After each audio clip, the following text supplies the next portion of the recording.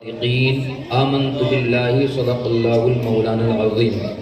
میرے پیارے آقا صلی اللہ تعالیٰ علیہ وسلم کے پیارے دیوانوں، قرآن مقدس کی اس آیت کریمہ کی تلاوت سے میں نے شرف حاصل کیا، اس کے تعلق سے کچھ باتیں آپ تک پہنچاؤں۔ اس سے پہلے ضروری اور لازم سمجھتا ہوں کہ حضور ارواح و نافدہ و رحمت عالم نور مجسم فخر آدم و بنی آدم حضور رحمت للعالمین خاتم النبیین صلی اللہ تعالی علیہ وسلم کی بارگاہ اقدس میں جس طریقے سے آپ حضرات کو ہدیہ درود پڑھوں، میرے ساتھ مل کر پڑھیں۔ الصلاۃ والسلام علیک یا رسول اللہ، الصلاۃ والسلام علیک یا حبیب اللہ، الصلاۃ والسلام علیک یا نبی اللہ، وعلی آلک واصحابک یا نور اللہ صلی اللہ تعالی علیہ وسلم۔ ایک درود شریف اور پڑھاتا ہوں، میرے ساتھ مل کر پڑھیں۔ جزا اللہ تعالی عنا محمدا صلی اللہ علیہ وسلم ما ہوا اہلہ۔ اس درود شریف کی فضیلت یہ ہے، بندہ جب ایک مرتبہ اس درود کو پڑھتا ہے تو اللہ تبارک و تعالیٰ کے معصوم فرشتے 1000 دن تک اس کے نامہ اعمال میں نیکیاں لکھتے رہتے ہیں۔ پیارے آقا علیہ الصلوۃ والسلام کے پیارے دیوانوں، درود شریف ایسا وظیفہ ہے، ایسا وظیفہ ہے، اگر کوئی آدمی مرض میں ہو چاہے قرض میں ہو، اس کا ورد کر لے تو اللہ تعالیٰ ان سب سے نجات عطا فرما دیتا ہے، اور پریشانی میں ہے تب بھی اللہ نجات عطا فرماتا ہے۔ پیارے آقا علیہ الصلوۃ والسلام کے پیارے دیوانوں، آقا کریم علیہ الصلوۃ والسلام کی بارگاہ میں ایک دفعہ فاروق اعظم رضی اللہ تعالیٰ عنہ حاضر ہوئے، عرض کیا یا رسول اللہ صلی اللہ تعالیٰ علیہ وسلم، آپ کے امتی تحفے میں آپ کی بارگاہ میں درود بھیجتے ہیں، آپ اپنے امتیوں کو تحفے میں کیا عطا فرمائیں گے؟ قربان جائے میرے نبی کے فرمان پر، آقا ارشاد فرماتے ہیں، عمر تم نے بہت اچھا سوال کیا، جو بھی میرا امتی تحفے میں میری بارگاہ میں درود بھیجتا ہے، کل بروز قیامت اسے تحفے میں جنت عطا فرماؤں گا۔ اس سے یہ بھی پتہ چلا کہ حضور صلی اللہ تعالی علیہ وسلم مالک جنت ہے، تبھی تو اپنے امتیوں کو جنت عطا فرمائیں گے، گفٹ میں جنت دیں گے درود پڑھنے والے کو۔ تو اپنے بچوں کو آپ درود پڑھنے کا عادی بنائیں، حضور صلی اللہ تعالی علیہ وسلم کے قدموں سے قریب کریں، اور یہی بچے ہیں جو اپنے سامنے بیٹھے ہیں نا، آنے والی جو ہماری نسل ہے، یہ اسلام کے جھنڈے کو بلند کرنے والے ہیں۔ بچوں کو پروگرام میں رکھنا بھی چاہیے، اور مسجدوں کے اندر بھی اپنے بچوں کو لے کر جانا چاہیے۔ آج ہمارا عالم یہ ہے کہ چھوٹے بچے جہاں بیٹھتے ہیں نا مار کر بھگا دیتے ہیں، ایسا نہیں ہونا چاہیے۔ مسجد میں چھوٹے بچے جاتے ہیں، ان کی جب آواز آتی ہے تو جو نمازی ہوتے ہیں ان کو مار کے باہر بھگا دیتے ہیں، اس کا بہت بڑا نقصان ہوتا ہے۔ آپ جانتے ہیں کہ جو بچے آج ہمارے ساتھ مسجد میں نماز پڑھنے کے لیے جا رہے ہیں نا، کل یہی ہماری مسجدوں کو آباد کریں گے۔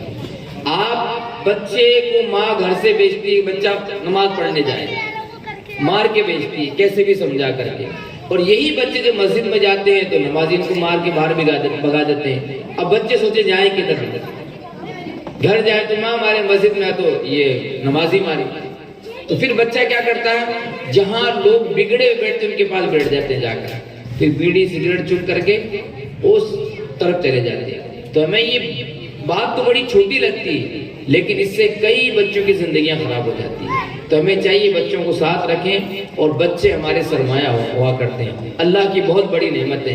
تو ان کی تربیت یوں کرا کریں کہ ان کو نماز میں بھی ساتھ رکھیں، پروگرام میں بھی ساتھ رکھیں۔ یہ جو باتیں سیکھیں گے نا، اور ان کے ذہن کے اندر جو تحریر ہو گئی، مرتے دم تک کوئی نہیں نکال سکتا۔ یہ درود کی بات سن کے جائیں گے، مرتے دم تک نہیں نکلے گی۔ حضرت امام جعفر صادق رضی اللہ تعالیٰ کی محبت یہاں سے لے کے جائیں گے تو مرتے دم تک کوئی ان سے اہل بیت کی محبت نہیں نکلا سکتا ہے۔ تو ہمیں چاہیے اپنے بچوں کو پروگرام میں رکھیں، ہاں ان کو سمجھا کے رکھیں۔ یہاں سے ہماری تربیت کا بھی پتہ چلتا ہے کہ جب بچے آ کر گفتگو کرتے ہیں، تیز آواز میں باتیں کرتے ہیں مجلس میں، اس سے پتہ چلتا ہے کہ ہم نے بچوں کی تربیت نہیں کی۔ اس کے ذمہ دار والدین ہیں، ہم لوگ ہیں۔ ہمیں چاہیے بچوں کو جب ساتھ لے کر کے آئیں تو بچوں کو مسجد کے آداب بھی بتائیں اور محفل میں بیٹھنے کے آداب بھی بتائیں۔ جب ہم گھر سے یہ چیز بتا دیں گے نا تو بچے پھر محفل میں بیٹھ کر باتیں نہیں کریں گے، آپ کے ساتھ بیٹھ کر توجہ سے سنیں گے۔ اور ان کو یہ کہیں جب آپ محفل میں بیٹھے تو حضور پہ درود پڑھتے رہیں، سبحان اللہ ماشاءاللہ بولتے رہیں، بچے کا ذہن ایک جگہ ہو جائے گا۔ تو آج ہم لوگ جو ہمارے نوجوان نسل بگڑ رہی ہے اس کی وجہ یہ بھی ہے ہم اپنے بچوں کی تربیت جیسے کرنا چاہیے ویسے نہیں کرتے۔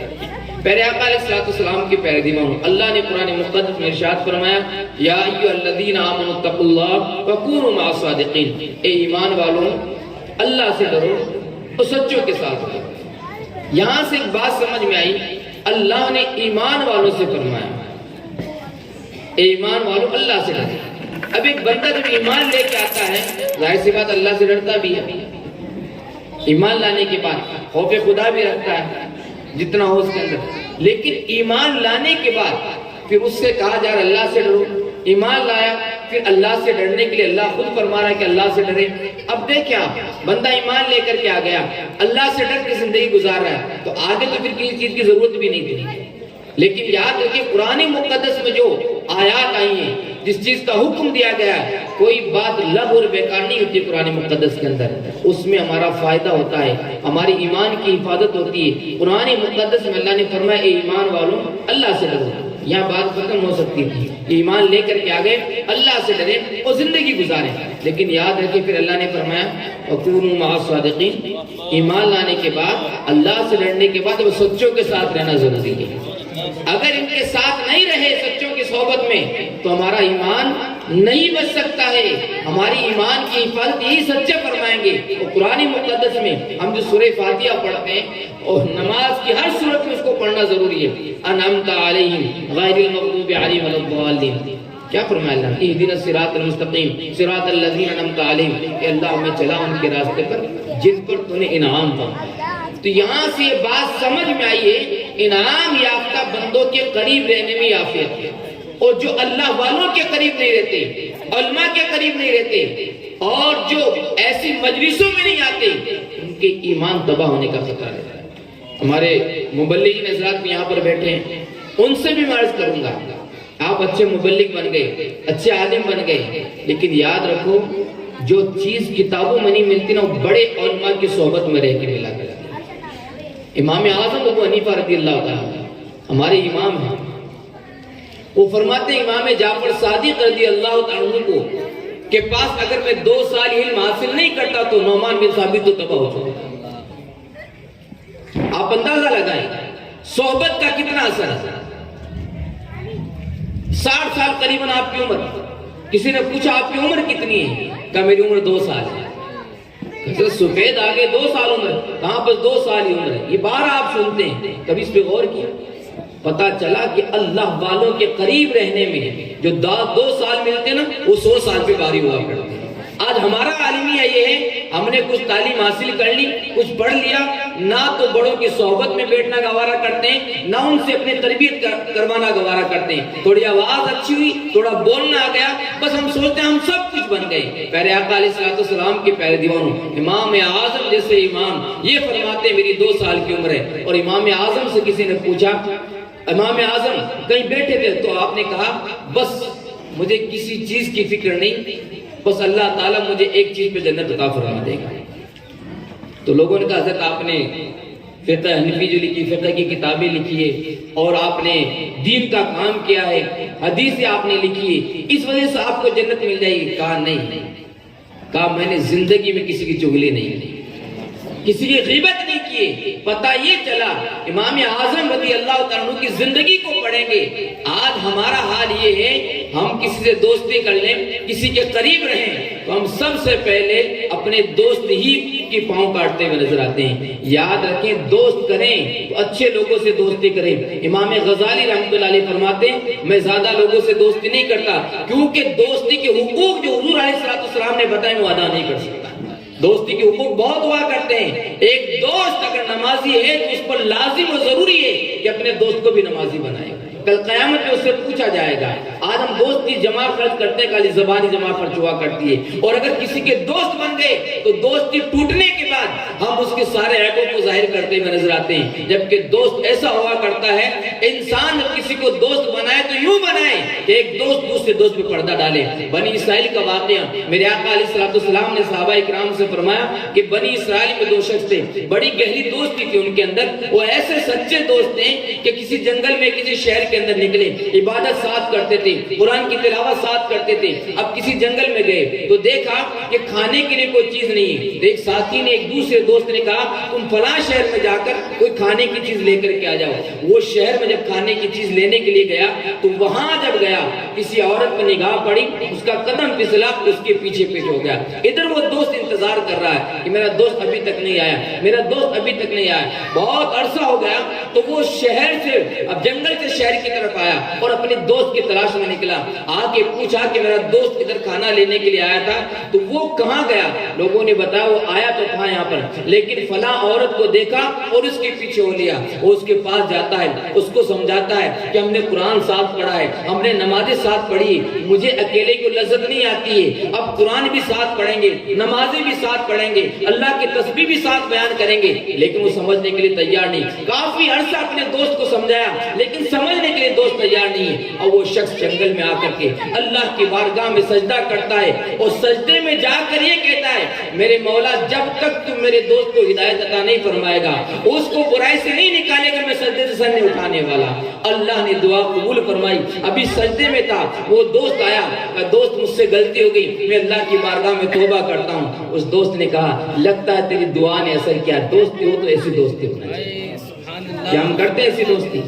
ہمیں جس نے پڑھنا لکھنا سکھایا ہوتا ہے، ہمیں جس نے سنیت سمجھائی ہوتی ہے، اور جب ہم کسی عہدے پہ پہنچ جاتے ہیں نا، ہم اسی کا جنازہ نکالتے ہیں جس نے ہمیں سلیقہ بولنے کا سکھایا ہوتا ہے۔ اور اہل سنت والجماعت کا جو نقصان ہوا نا وہ اسی بنا پر ہوا ہے، ہم نے اپنے علماء کی قدر نہیں کی، ہم نے ان کی زندگی کو نہیں دیکھا ہے۔ چاہے علامہ مفتی عبدالستار صاحب قبلہ یہاں جو رہتے ہیں، آج انہوں نے بڑی خدمات انجام دی، جے پور کی سرزمین پر سنیت کو بارا ہے، آج جو ہم بول رہے زمین انہوں نے ہموار کی یہاں پر، لیکن آج ہم دیکھتے ہیں بڑوں کی قدر نہیں کی جاتی ہے، اگر کوئی کام کرنے والا ہے اس کی قدر نہیں کی جاتی ہے۔ اگر یہی ہمارا حال رہا، اللہ نہ کرے، ہزار بار نہ کرے، کہیں ایسا نہ ہو کہ ہمارے نوجوان بچوں کو لوگ ہائی جیک کر کے لے جائے اور پھر فاتحہ وہ آ کر گھر پہ کہے نہیں فاتحہ نہیں لگانا چاہیے، امام جعفر صادق کا جشن نہیں منانا چاہیے، یہ سبیر کیا ہوتی ہے، وہ آپ پر اعتراض کرتے ہوئے نظر آئیں گے۔ آخرت اسی میں ہے، اپنی علماء کی قدر کرے، جنہوں نے دین سکھایا ان کی قدر کرے۔ ارے ہمارے اسلاف کی زندگی تو یہ ہوا کرتی تھی کہ کوئی استاد ہوتا تھا ان کا، اور جس گلی میں استاد کا گھر ہوتا اس طرف قدم کر کے وہ سویا بھی نہیں کرتے تھے، اپنے استاد کے گھر کا احترام کرتے تھے، بلکہ استاد کی گلی کا کتا آ جاتا تھا وہ لوگ تعظیم کے لیے کھڑے ہو جاتے تھے کہ میرے استاد کی گلی کا ہی کتا ہے۔ آج ہم انسان ہیں، اشرف المخلوقات ہے، سادات کرام ہمارے بیچ میں، علماء کرام ہمارے بیچ میں، ہمیں سنیے سمجھانے والے ہیں، ہماری ذرا سی بات اگر کوئی ہوتی ہے ہم اس کو دشمنیاں نکالتے ہیں۔ لگتا ایسا ہے کہ سارا فیصلہ ہم نے کر لیا ہے، ہمیں سزا دینی ان کو، ہمیں سزا اور جزا کے مالک ہو گئے معاذ اللہ رب العالمین۔ یار کچھ خدا کے لیے کچھ باتیں اللہ اور رسول پہ چھوڑ دیا کرو، ہم کیا کر سکتے، کسی کا کچھ نہیں بگاڑ سکتے۔ ایک سنی مسلمان سے اگر آپ نے بغض و حسد رکھا نا، یاد رکھو کل میدان محشر میں کہ ہمارے جنت میں جانے کے لالے نہیں پڑ جائیں۔ آقا کریم علیہ السلام کے پیارے دیوانوں حضرت سیدنا غریب نواز رحمۃ اللہ علیہ فرماتے ہیں اگر کسی نے کسی مومن کا دل دکھایا ہے بغیر کسی وجہ کے اور بغیر توبہ کیے، بغیر اس سے معافی مانگے، اگر مر گیا وہ بغیر اس مومن سے معافی مانگے مر گیا تو اندیشہ ہے اس کا خاتمہ ایمان پر نہیں ہوگا۔ عام مومن کے تعلق سے بتایا جائے پھر سیدوں کا مرتبہ الگ ہے، پھر علماء کا مرتبہ الگ ہے، پھر ولیوں کا مرتبہ الگ ہے، پھر اہل بیت کا مرتبہ الگ ہے۔ آج ہم کہاں یارو، ہمیں تو اپنی زندگی کے بارے میں سوچنا چاہیے۔ آج ہم جہاں بیٹھتے نا فلاں نے یوں کر دیا، فلاں نے یوں کر دیا، اس نے یوں کر دیا، آپ نے ہم نے کیا کیا؟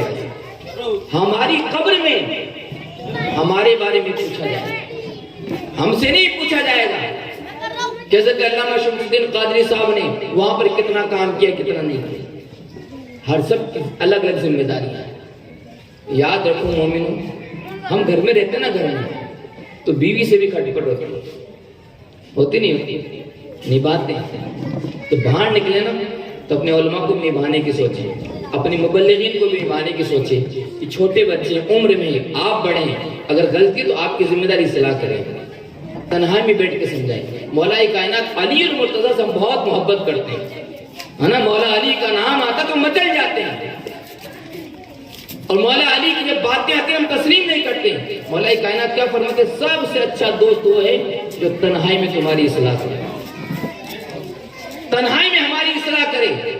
لیکن ہم لوگ جب دوستی کسی سے کرتے ہیں دوست کے پاس بیٹھے رہیں گے، ہاں حضرت آپ جیسا کوئی نہیں ہے، آپ بہت بہترین آدمی ہیں، جیسے دوست اٹھ کے جائیں گے نا اس کی چغلیاں شروع ہو جائیں گی، جس کی غلطی ہوتی اس سے ہمیں کہنا چاہیے۔ پیارے آقا علیہ السلام کے پیارے دیوانوں، آپ کو پتہ نہیں حالات ملک کے کتنی تیزی سے بدل رہے ہیں، اور مسلمانوں کے حالات کتنے خراب اور بد سے بدتر ہوتے جا رہے ہیں، پھر بھی ہم سدھرنے سمجھنے کے لیے تیار نہیں۔ ہمارا حال وہی ہے جو ہمارا 40 سال پہلے ہوا کرتا تھا۔ ہر سال ہم مجلس کراتے ہیں، مجلس کی کمیٹیاں بنتی ہیں، ذکر و فکر کی محفلیں ہوتی ہیں، لیکن جو مجلس کرانے والے بھی ہوتے ہیں نا ان کا بھی فجر کے نمازوں میں پتہ نہیں ہوتا۔ بتاؤ پھر ہماری محفلیں کرانے کا کیا مقصد ہے؟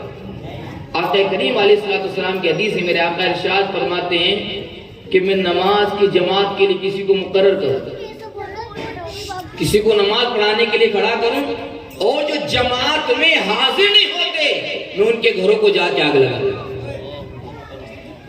وہ حضور جو رحمت للعالمین بن کے دنیا میں تشریف لائے، جماعت چھوڑنے پر حضور فرماتے ہیں اس گھر کو آگ لگا دوں، جا کر ان کے شہید آگ لگا دوں۔ آج جو جماعت سے نماز نہیں پڑھتے ہم لوگ، مسجدوں کو آباد نہیں کرتے، کہ مسلمان جو زندہ جلایا جا رہا ہے، مسلمان جو مارا جا رہا ہے، اس کی وجہ یہی ہے۔ اگر ہم چاہتے ہیں کہ ہندوستان میں سکون کی سانس رہے، ہمیں احتجاج کرنے کی ضرورت نہیں ہے، ہمیں جلوس نکالنے کی ضرورت نہیں ہے، ہم جماعت کی پابندی کر لیں، اللہ تعالیٰ رحمت کے فرشتے ہماری حمایت کے لیے نازل فرما دے گا۔ ہم کدھر جا رہے ہیں؟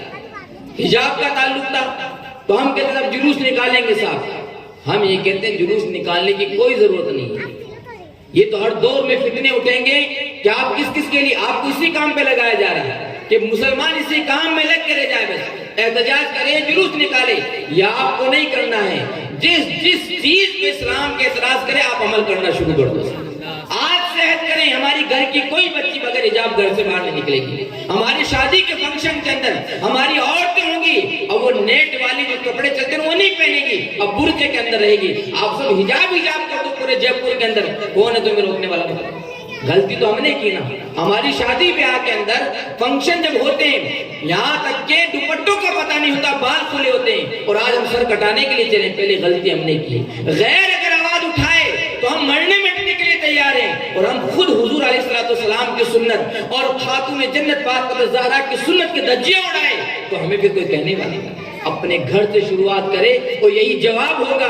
کہاں کس چکر میں تم پڑھو، تمہیں لوگ ایموشنل بلیک میل کریں گے، آ کر کچھ سیاستدان آئیں گے، کچھ ایسے ہم جیسے لوگ آئیں گے کہ چلو اکٹھی بھیڑ کرتے ہیں، کلکٹر کیا چلتے ہیں، کہیں نہیں، مختصر 4 لوگ جائیں، جو بھی جاپن دینا دیں، کوئی بھی احتجاج کرنا ہو سائلنٹ حساب سے کرے اور اچھے وکیل کو کر کے مقدمہ درج کرائیں، باقی آپ لوگ عملی جامہ پہنائیں، خود پریکٹیکل کریں۔ ہر نوجوان داڑھی رکھنا شروع کر دے، ہر نوجوان ٹوپی میں رہنا شروع کرے۔ یہ تمہاری ہولیوں کو دیکھ کر ویسے دہشت ہے۔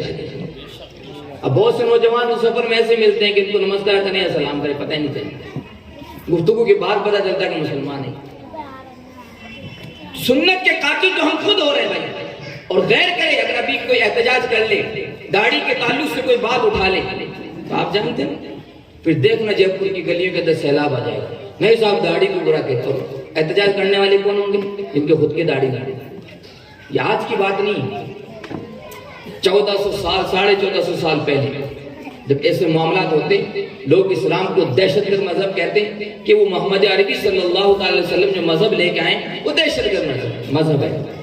تو آقا کریم علیہ السلام تک یہ بات پہنچتی، صحابہ کرام تک یہ بات پہنچتی کہ سوشل میڈیا کا دور نہیں تھا، بات بہت لیٹ پہنچا کرتی تھی، رفتہ رفتہ رفتہ۔ تو آقا کریم علیہ السلام کیا فرماتے ہیں؟ اپنے صحابی کو تیار کرتے ہیں اور فرماتے میرے صحابی فلاں علاقے میں جاؤ، وہاں جا کر اپنی زندگی کے دن گزارو۔ وہ صحابی رسول وہاں جاتے ہیں، ان کا لوگ چلنا دیکھتے، اٹھنا دیکھتے، بیٹھنا دیکھتے، لین دین دیکھتے، خرید و فروخت دیکھتے۔ جب لوگ دیکھتے تو ان سے پوچھتے تم کہاں سے آئے ہو, کہاں کے رہنے والے ہو؟ وہ کہتے ہیں مدینے کے رہنے والے ہیں. مدینے سے آئے ہو, کس کے ماننے والے ہو؟ محمد عربی صلی اللہ علیہ وسلم کے ماننے والے ہیں. مذہب ہمارا اسلام ہے. لوگ کہتے ہیں غلام کا یہ عالم ہے تو مدینے کے سلطان کا عالم کیا ہوگا؟ لوگ اخلاق دیکھ کر اسلام قبول کیا کرتے تھے؟ جس بھارت میں ہم رہتے ہیں, وہ بھارت میں جس راجستھان میں ہم رہتے ہیں, جس سرزمین پر سلطان ہند عطا رسول غریب نواز تشریف لائے, تلوار نہیں لے کر کے آئے تھے, اخلاق لوگوں کے سامنے پیش کیا, حضور کی تعلیمات لوگوں کے سامنے پیش کی,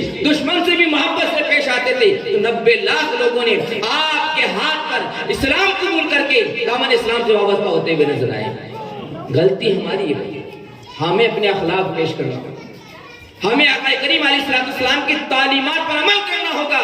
ہم سفر میں بھی جائیں تو حضور کی سنت ترک نہیں ہونا چاہیے. حضور کی سنت کے مطابق سفر کریں گے تو ہمارے بیٹھنے کے طریقے کو دیکھ کر بھی اگر آدمی اسلام سے وابستہ نہیں ہوگا تو یہ ضرور کہے گا مذہب ہو تو اسلام جیسا ہو. آج بھی لوگ ترس رہے مذہب اسلام کے قریب آنے کے لیے, لیکن ہماری شادیاں دیکھ لو تو لگتی نہیں کہ مسلمان کی شادی ہے. ہم تو طبیعت سے چلتے ہیں نا, ہم تو سماج سے چلتے ہیں. ہمارے سماج میں کیا ہوتا ہے؟ عقیقہ حضور کی سنت ہے عقیقہ کرنا, وہ بھی ہم طبیعت سے کرتے ہیں کہ ہماری طبیعت ہمیں کیا کہتی ہے. پیارے آقا علیہ السلام کے پیارے دیوانوں, جس دن ہم ہمارے سارے کام, بچے کی پیدائش ہو, بچے کا عقیقہ ہو, شادی کا فنکشن ہو, نیا مکان بنائیں, نئی دکان شروع کریں, حضور کی سنت کے مطابق اسلامی دائرے میں رہ کر کریں گے تو آج بھی وقت دور نہیں. اگر ہم نے آج حضور کی سنتوں پر عمل کرنا شروع کر دیا, وہ سارے کام آقا کی تعلیم کے مطابق کریں گے تو آج ہمارے فنکشن کو دیکھ کر لوگ آج بھی یہ کہتے ہوئے نظر آئیں گے کہ اگر مذہب ہے تو کوئی مذہب اسلام ہی ہے, اسی کے اندر عافیت ہے. اور لوگ تو عافیت ڈھونڈ رہے ہیں, لوگ اسلام کو پڑھ رہے ہیں, اسلام کے قریب آ رہے ہیں, لیکن بھاگ دور کیوں رہے ہیں؟ ہمیں اور آپ کو دیکھیں, ہماری جو کتابیں رکھی نا گھروں کے اندر, وہ غیر پڑھنے نہیں آئے گا, وہ تمہیں پڑھے گا, تمہارے چلنے کو دیکھے گا, تمہارے بیٹھنے کو دیکھے گا, تمہاری گفتگو کو دیکھے گا. کیا اللہ نے قرآن میں نہیں فرمایا وَقُولُوا لِلنَّاسِ حُسْنًا, یعنی لوگوں سے, یہ نہیں فرمایا مسلمانوں سے, عام لوگوں سے حسن اخلاق سے, محبت سے بات کرو. اگر آج ہم محبت سے بات کرنا سیکھ جائیں نا تو آج بھی لوگ ہمارے قریب بیٹھنے کے لیے تیار. لیکن مسلمانوں ہماری حالات یہ ہے, اگر ہمیں کوئی ادھار دے دینا تو واپس ہمارا دینے کا نام ہے. کسی کے ساتھ بزنس کرتے ہیں تو ہمارا لین دین کا معاملہ صحیح نہیں ہے. ہمارے گھروں کے حالات یہ ہیں کہ بیویوں سے مار پیٹ ہم کرتے ہیں. ہمارے محلے کے حالات یہ ہیں, اگر دیکھا جائے تو صاف صفائی ہماری محلوں کے اندر نہیں. گھر کا کچرا نکل گا تو سامنے پڑوسی کے سامنے ڈال دینا لے جائے. روڈ پہ اگر بیٹھے بات کر رہے ہیں نا, کوئی مل گیا بائک والے تو بیچ میں کھڑے ہو کے بات کریں گے, ہماری پہچان بن چکی. آقا کریم علیہ السلام کی حدیث میں میرے آقا ارشاد فرماتے ہیں کہ راستوں میں بیٹھو تو راستوں کا حق بھی ادا کیا, راستے میں بیٹھنے کا حق بھی حضور نے بتایا ہے. اور پھر آقا فرماتے ہیں راستے کے اندر اگر کوئی تکلیف دہ چیز پڑی تو اس کو ہٹانے پر اللہ صدقے کا ثواب عطا فرماتا ہے. اب یہاں سے ایک بات یہ بھی سمجھ میں آئی, جب چیز ہٹانے پر تکلیف دے صدقے کا ثواب ہے تو راستہ روکنے پر جہنم بھی ہے. تکلیف دے راستے میں چیز ڈالنے پر پھر اللہ نے جہنم بھی ہمارے لیے تیار کر رکھا ہے. کہ رسول اعظم کے دیوانوں, یہ بظاہر چھوٹی چھوٹی غلطیاں وہ لگتی ہے ہمیں, کیا چھوٹی سی غلطی ہے. ایک بات میں آپ کو بتانا چاہتا ہوں, ایک ہمارے بہت بڑے خطیب ہیں, نام میں یہاں نہیں بتاؤں گا, وجہ کیا ہے اس کی کچھ وجوہات جو نام نہیں بتاؤں گا. ان کے ساتھ ایک نان مسلم تھا, وہ آپ کی تقریریں سنتا تھا اور آپ نے جہاں جاتے ان کے ساتھ جاتا تھا. اب دیکھتے ہیں حضرت جہاں جاتے دھکے بھی لگتے تھے, لوگ پیچھے بیٹھا دیتے تھے, کسی کا ہاتھ بھی لگ جاتا تھا. وہ شخص غور سے دیکھتا تھا.